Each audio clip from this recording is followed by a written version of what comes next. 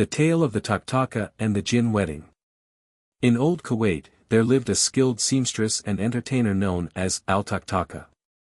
Her nickname came from the clicking sound of her shoes, which echoed wherever she walked.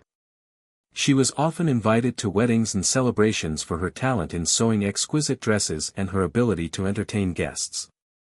One night, after a long day of work, there was a sudden knock at her door.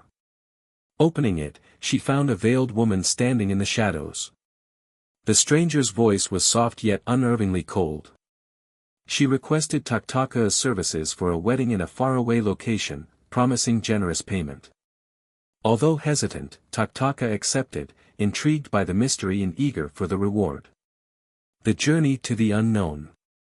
The woman led Toktaka through narrow alleys and into a barren desert under the light of the full moon. The silence was deafening, and an unnatural chill hung in the air. As they walked, Toktaka began to notice strange things. The woman's footsteps didn't leave any marks in the sand, and her shadow seemed to move in a different direction from her body. Finally, they reached what looked like a grand palace, illuminated by an otherworldly glow. Music that was both beautiful and unsettling emanated from within. The palace seemed alive, its walls pulsating faintly as if breathing. The Wedding of the Jinn. Inside, Toktaka was greeted by guests dressed in extravagant attire. But something was off. Their features were slightly distorted, eyes too large, smiles too wide, and fingers that seemed unnaturally long. The air was thick with an aroma that was both sweet and suffocating. The bride appeared, veiled and silent, but her presence was overwhelming. Toktaka began to feel a creeping fear, as if unseen eyes were watching her every move.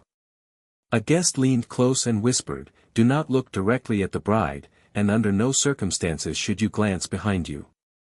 The festivities began, and the music grew louder. Toktaka was asked to sew something for the bride on the spot. She worked quickly, her hands trembling, aware that any mistake could anger these mysterious beings. The unsettling revelation.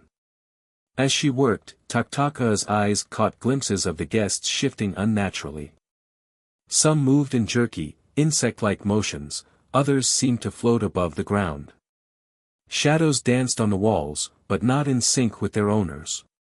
She realized she wasn't surrounded by humans, this was a gathering of the Jinn. Suddenly, the music stopped. A heavy silence fell. The bride stood, and her veil began to lift. Toktaka's heart raced. She remembered the warning, "Do not look." But curiosity overwhelmed her, and she stole a glance. What she saw would haunt her forever, a face so twisted and grotesque it defied description, eyes glowing like embers and a mouth that seemed to stretch endlessly. The escape. Panic overtook Toktaka, and she bolted for the door.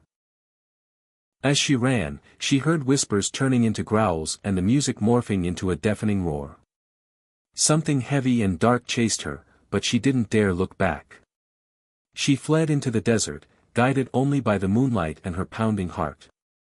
When she finally reached the safety of her home, Toktaka collapsed, her shoes worn and her spirit shaken. She never spoke of what truly happened that night, but her health declined rapidly, and she lived the rest of her days in quiet fear. Eerie aftermath. It's said that the Toktaka's house became haunted after her death. Passers-by claimed to hear the faint clicking of her shoes and the eerie echoes of a Jinn celebration. To this day, the story serves as a warning: never accept mysterious invitations, and always heed the signs of the supernatural.